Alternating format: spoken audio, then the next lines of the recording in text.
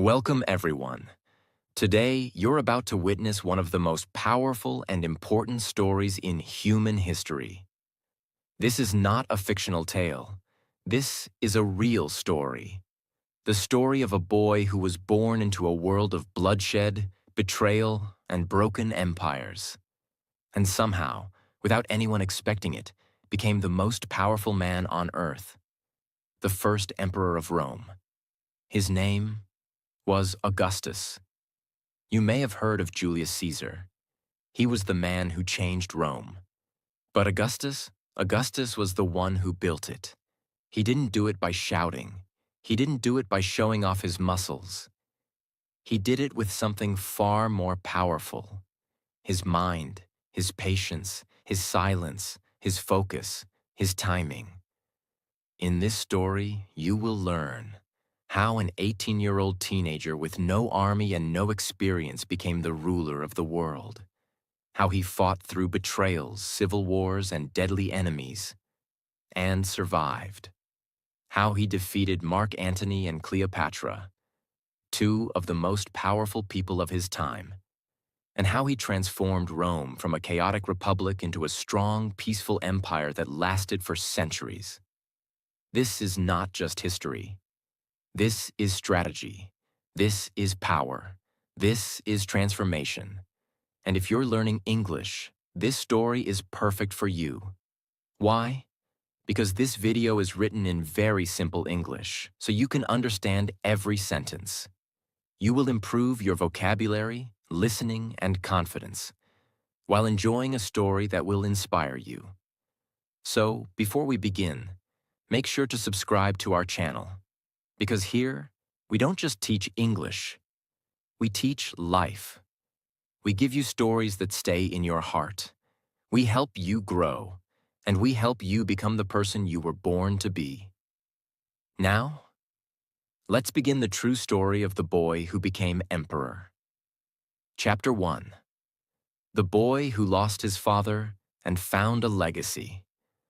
Before he was called Augustus, his real name was Gaius Octavius. He was born in the year 63 BC in a small town near Rome. His family was not poor. They were from a class called the equestrians. That means they had some status, but they were not very powerful. But Octavius had one special connection. His mother, Aetia, was the niece of Julius Caesar, the most powerful man in Rome. So, even though Octavius was not rich or famous himself, he had a blood connection to power. But when he was just a boy, his father died. Octavius was raised by his mother and grandmother. He was often sick and physically weak. He was not a soldier. He didn't look like a warrior. He didn't grow up with weapons. He grew up with books, teachers, and quiet thinking. From the outside, he looked like an ordinary boy, but inside him was something rare: a sharp mind, a cold heart, a quiet hunger for greatness. When Octavius was a teenager, he was invited by Julius Caesar, his great uncle, to join him in Spain. But on the way there, he had an accident and was delayed. Caesar went ahead without him. Still, Caesar saw something in the boy. Something serious. Something different. He began to consider him not just a family member, but an heir. In 44 BC, the entire world of Rome exploded. Julius Caesar, the most powerful man in the Republic, was stabbed to death by his own senators in the Roman Senate. They thought they were saving Rome from dictatorship, but they were actually throwing Rome into civil war. And then came the biggest twist of all. When Caesar's will was read, the entire Roman world was shocked. He had named Octavius, the quiet teenage boy, as his adopted son and his legal heir. In that moment, the boy Gaius Octavius became the adopted son of Julius Caesar, the legal successor to the most powerful man in Rome, and someone with a new name, Gaius Julius Caesar Octavianus. He was only 18 years old. At first, nobody took Octavian seriously. He had no army, no experience, no fame, no strength. The great generals of Rome, like Mark Antony, thought he was just a boy pretending to be a man. But Octavian didn't care. He didn't argue. He didn't fight back with words. He started collecting power silently. He began raising an army with money he inherited from Caesar. He started speaking to the people using Caesar's name.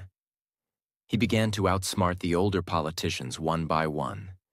He didn't use rage. He used strategy. Julius Caesar had been bold, loud, and dramatic.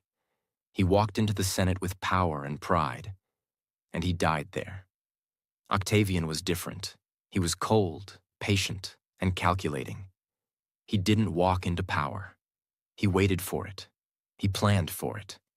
And he would never, ever let it slip from his hands.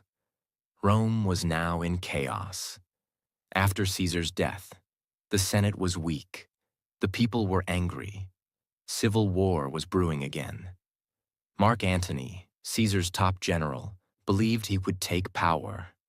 But this 18-year-old adopted son had other plans. He would pretend to be weak while growing strong. He would use Caesar's name to gain trust. He would build alliances only to break them later.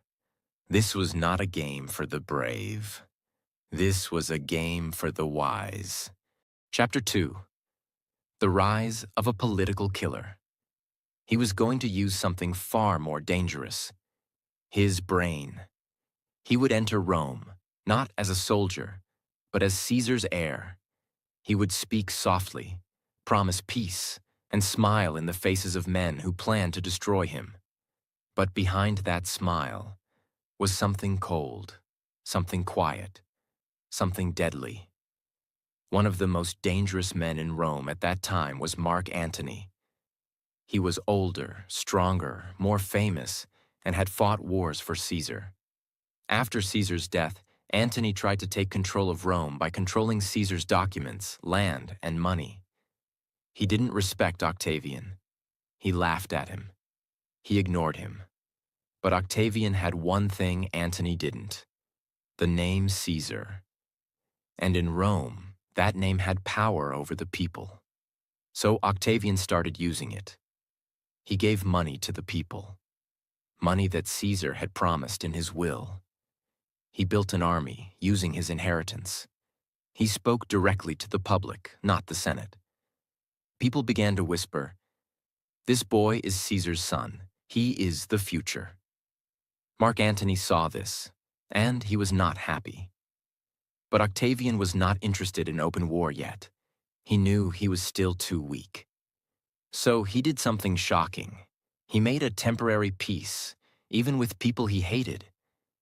He formed an alliance with Mark Antony, his rival, Lepidus, another general loyal to Caesar. Together they created a group called the Second Triumvirate, a legal dictatorship of 3 men ruling Rome. It looked like peace, but it wasn't peace. It was a cold, calculated decision by Octavian. He knew they would need each other to eliminate their enemies first. Now begins one of the darkest and most powerful parts of Augustus's rise. The triumvirate published a list of names. These were enemies of Caesar and enemies of the new order. This list was called the Prescriptions. It was not just a list. It was a death sentence. Over 2,000 Roman citizens were declared enemies of the state. Senators, rich men, political enemies, even people who had personal conflicts with the triumvirs. If your name was on that list, you could be hunted, arrested, or killed, and your property would be taken. One of the most famous victims was Cicero, the great Roman speaker and philosopher. Cicero had spoken out against tyranny. He hated Caesar. He hated Antony, and Octavian had once shown respect to him. But now, the game had changed. Octavian allowed Cicero's name to stay on the list. Cicero was caught. He was killed. His head and hands were cut off and displayed in the Forum. People understood the message. The boy had become a killer, and no one was safe. After the prescriptions, the triumvirate focused on their biggest enemies, the men who had killed Julius Caesar. Their names were Brutus and Cassius, the leaders of the conspiracy that had stabbed Caesar to death. They had escaped to the east, gathered armies, and prepared for war. So now the three rulers of Rome, Octavian, Antony, and Lepidus, prepared to march east and fight them. The final battle happened in Philippi in 42 BC. It was a massive and bloody battle. Mark Antony led most of the fighting, while Octavian was sick and weak during the campaign. But the result was clear. Brutus and Cassius were defeated. Both committed suicide after their loss. This was a major turning point. The killers of Julius Caesar were now dead. Octavian had avenged his father's death. And now, the war was not over. It was just changing shape. After the Battle of Philippi, there were only three rulers of Rome. 1. Octavian, now richer and more dangerous. 2. Mark Antony, still powerful and commanding armies. 3. Lepidus, slowly becoming irrelevant. But power cannot be shared forever. Soon Lepidus was pushed out. Octavian removed him from power and took control of his territory. Now it was just two men left. Octavian versus Antony. And here's where the story becomes even more personal. Because Mark Antony fell in love with Cleopatra, the Queen of Egypt. And Cleopatra had also once loved Julius Caesar. She had even given birth to Caesar's child. This created a complicated situation. Cleopatra had been the lover of Caesar. Now she was with Antony. Octavian was Caesar's adopted son and felt betrayed. Antony began living in Egypt with Cleopatra. He started behaving like an Egyptian king instead of a Roman leader. He even declared Caesarion, Cleopatra's son by Julius Caesar, to be the true heir of Caesar. This was a direct attack on Octavian. Octavian knew the people of Rome would not accept this. So he used the situation perfectly. He spread propaganda, saying Antony was under Cleopatra's spell. He said Antony was giving away Roman lands to Egypt. He said Antony had betrayed Rome. Soon, the Senate and the people began turning against Antony. Octavian had just one task left: destroy Antony and Cleopatra. But he wouldn't do it with politics anymore. Now it was time for war. Chapter 3. The fall of Antony and Cleopatra. And now, the final war between them was coming. It would not be a small war. It would be a war for the entire future of the Roman Empire. Who would rule the world? Cleopatra. To understand how serious this war was, we need to understand Cleopatra. Cleopatra was not just a queen. She was a powerful, intelligent, and clever ruler. She was beautiful and dangerous, and had once been the lover of Julius Caesar. With Caesar, she had a child, a boy named Caesarion. After Caesar's death, Cleopatra turned to another powerful Roman, Mark Antony. Together, Antony and Cleopatra ruled in the East. They acted like kings and queens. They wore Egyptian clothes. They held Egyptian-style ceremonies. They lived far away from Rome. And they became more Egyptian than Roman. This made many people in Rome angry and afraid. They thought Antony had turned his back on Rome.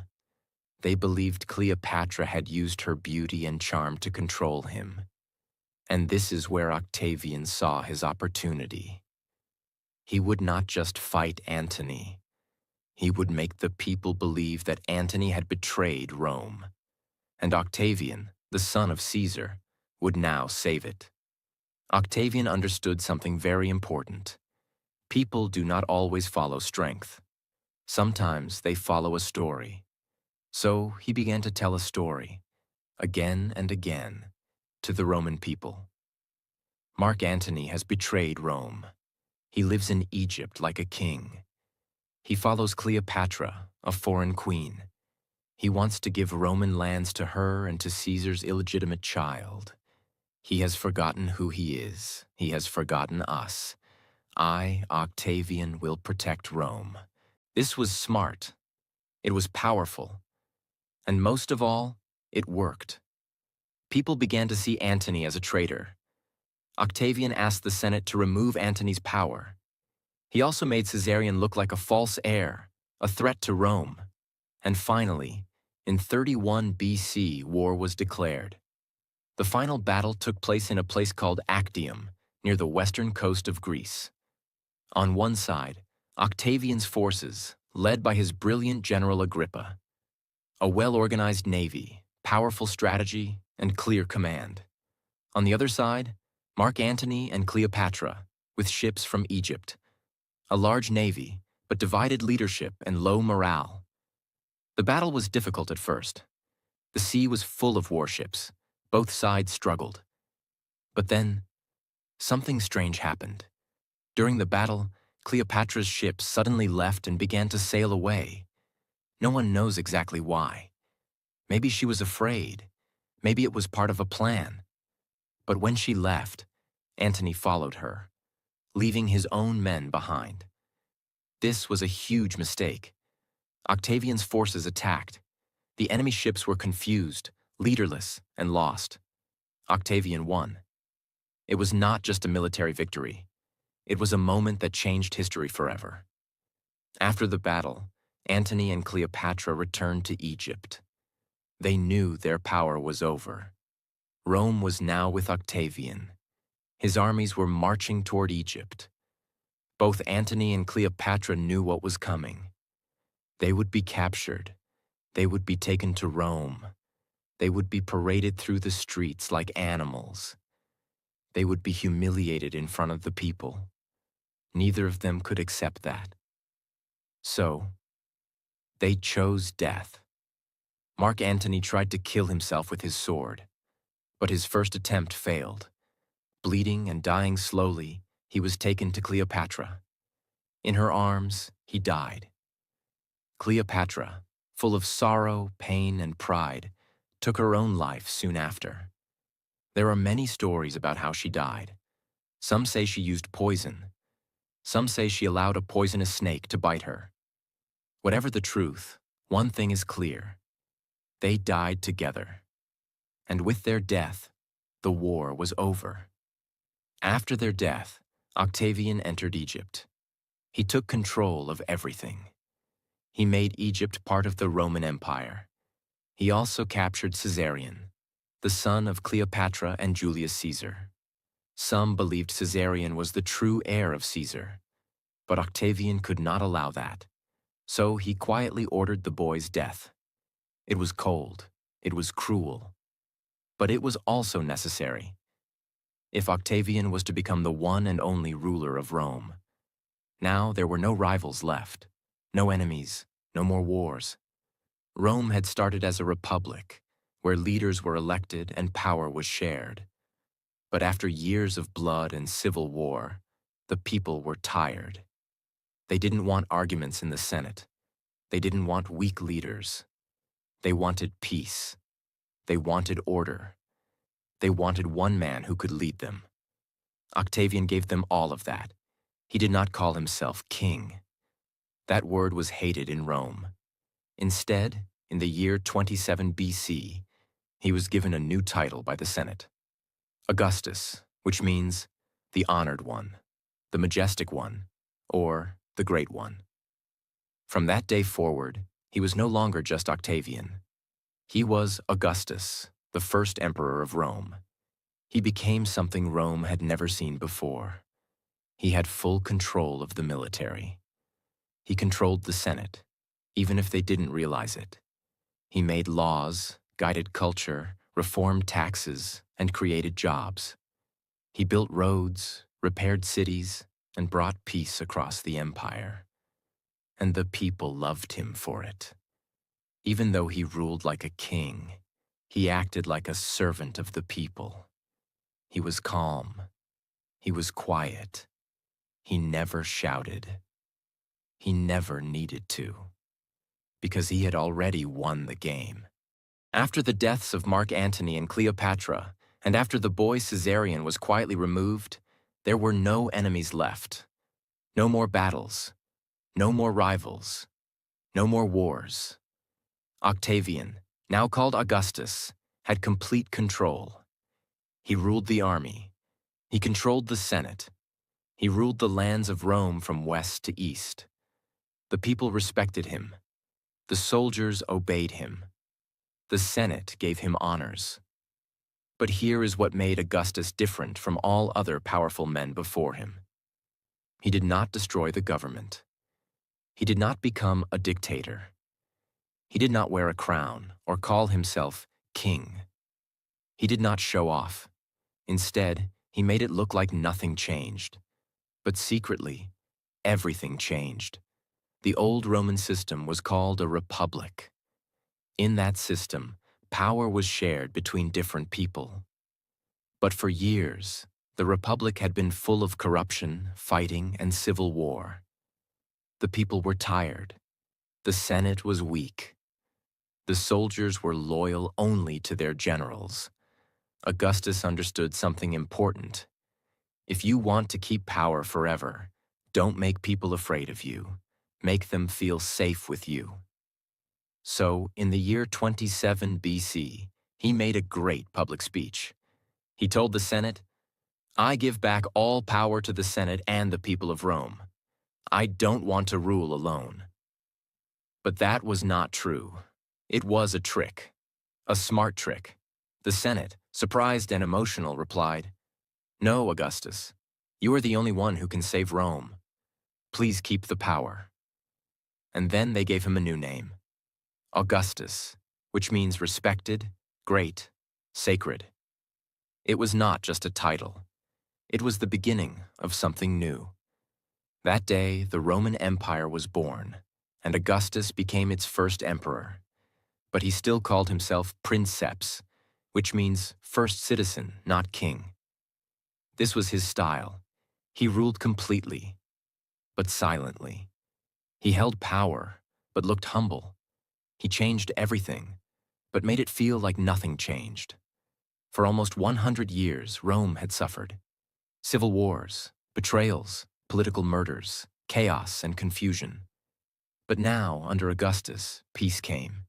This long period of peace was called the Pax Romana, which means Roman peace.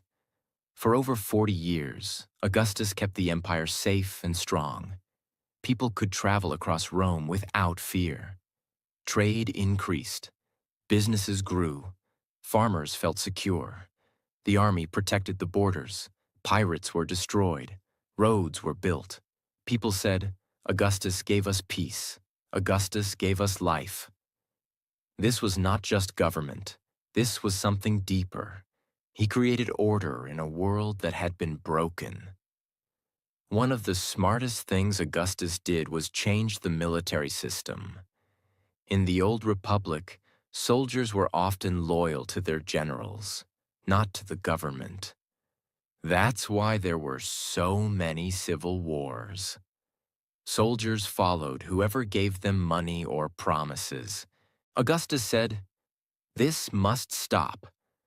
So he created a professional army, gave them regular pay, retirement benefits, and land, made the soldiers swear loyalty to him, not to any general. He also created a special personal army called the Praetorian Guard to protect himself and his family. This was important because many powerful leaders had been killed before. Augustus never forgot what happened to Julius Caesar. The city of Rome had been damaged by fires, wars, and poor planning. Augustus wanted to make Rome beautiful again. He said, "I found Rome a city of bricks. I leave it a city of marble." And he did. He built new temples, New public buildings, clean and safe roads, aqueducts, which brought clean water into the city, public baths and theaters, a postal system to send messages across the empire. He made Rome a capital that reflected the greatness of his empire. He gave more power to local governors in different parts of the empire. He made tax collection fairer and more organized. He started a census system to count the population and understand the needs of each area. He created new laws and rules for morality, encouraging family life, marriage, and discipline. He didn't just rule with force, he ruled with structure. People began to say, Augustus doesn't just control the empire, he built it. From the outside, Augustus looked perfect, a strong leader, a patient man, a builder of peace. But his personal life was not perfect. He married a woman named Livia, who was smart and politically wise. They stayed married for decades, but they never had a son together. Augustus had a daughter from an earlier marriage. Her name was Julia. Julia's life was difficult. She was forced into several political marriages. Augustus hoped that through Julia's husbands, he would find a strong heir. But Julia was not like him. She was social, free-spirited, and often in trouble. Eventually, Augustus became ashamed of her behavior and banished her from Rome. This was a painful decision. The emperor who ruled the world could not control his own daughter. As Augustus became older, he thought deeply about what would happen after he died. He wanted his empire to continue. He wanted peace to last. He didn't want another war to start after his death. So he started preparing. He adopted a young man named Tiberius, the son of his wife Livia, and made him the next in line. He trained him, gave him jobs, and slowly made him ready. Augustus also wrote down a list of his achievements, called the Res Gestae, so people would remember what he had done. It included all the temples he built, the lands he conquered, the peace he brought, and the lives he changed. He knew something very important. Even emperors die, but great actions live forever. In his lifetime, Augustus never claimed to be a god. But after his death, many people worshipped him as one. They built temples in his name. They called him the father of the nation. They said he had brought light to darkness. But Augustus had always said, I am just a man who saved a broken world. And maybe that was true. Chapter 4. The Death of a Man, the Birth of Eternity. After ruling Rome for more than 40 years, Augustus was no longer young. His body was tired. His health was weak. He suffered from pain, fever, and sickness again and again. But his mind was still sharp. Even in old age, he woke early. He read reports. He asked questions. He watched everything carefully. He knew something very important. The greatest danger is not while I am alive.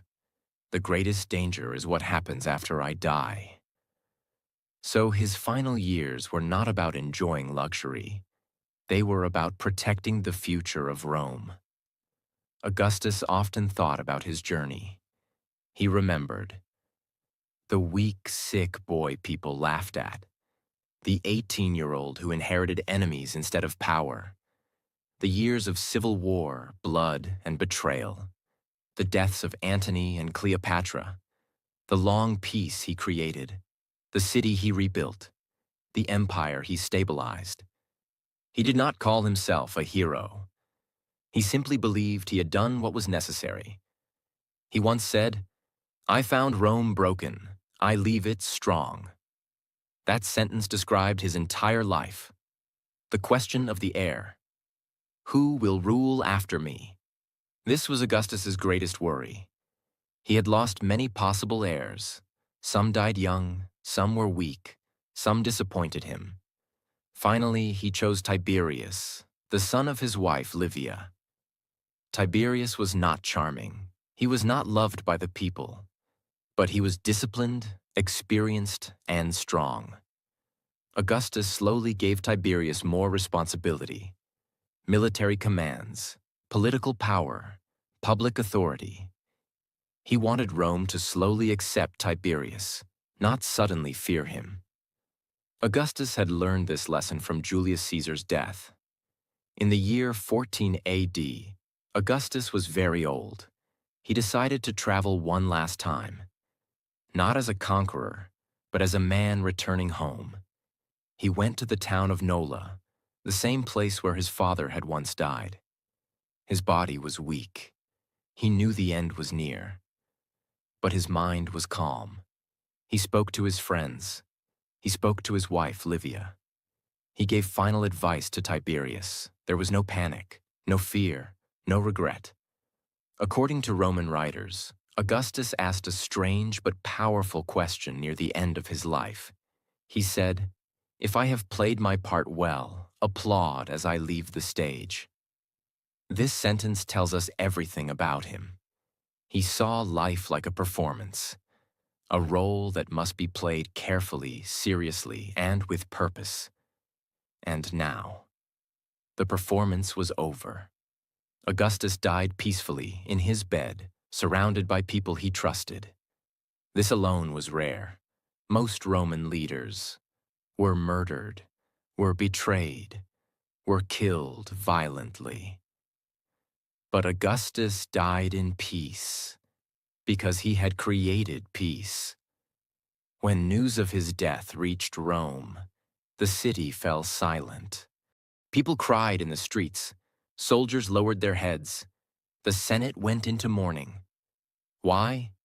Because for most Romans alive at that time, Augustus was the only ruler they had ever known. He was not just an emperor. He was the man who ended chaos, the man who brought stability, the man who gave them peace, roads, food, and safety. Rome had lost its father. After his death, the Senate made a decision. They declared Augustus a god. Temples were built in his name. Priests honored him. Festivals remembered him. But something even more powerful happened. His system survived. The empire did not collapse. The army stayed loyal. The borders held. The government continued. This was the true test. Many rulers conquer land. Very few build systems that survive them. Augustus did. Let's stop for a moment and understand why Augustus matters so much, even today. He did not rule by fear. He ruled by structure. He did not shout. He waited. He did not destroy Rome's traditions. He used them to hide his power. He understood human nature. People fear sudden change. People accept slow control. People follow those who bring peace. Augustus mastered this better than anyone in history.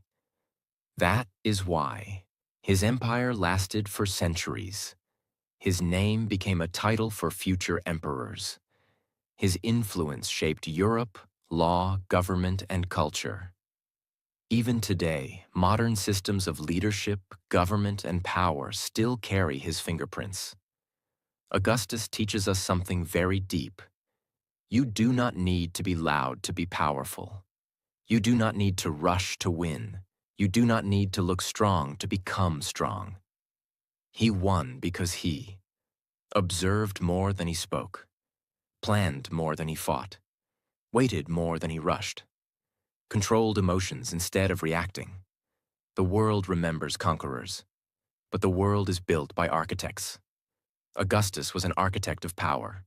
This story is not only history, it is a lesson in patience, strategy, self-control, long-term thinking, silent strength.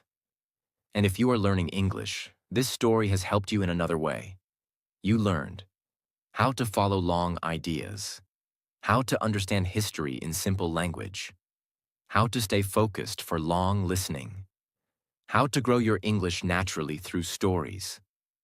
That is how language is truly learned. not by memorizing, but by living inside meaning. Augustus never wanted to be remembered as a king. He wanted to be remembered as the man who saved Rome. And history agreed. He did not just rule an empire. He created one, stabilized it, and left it standing. From a weak boy to a silent ruler to an eternal legacy. This is the real story of Augustus, the first emperor of Rome. 7 life-changing lessons from the life of Augustus. 1. Power does not always shout. Sometimes it waits. Augustus didn't scream to be heard. He didn't fight to be seen. He waited. He planned. He observed. And in silence, he became the most powerful man at the world. Lesson: you don't need to be loud to be strong. Be calm. Be patient. Power comes to those who think long-term.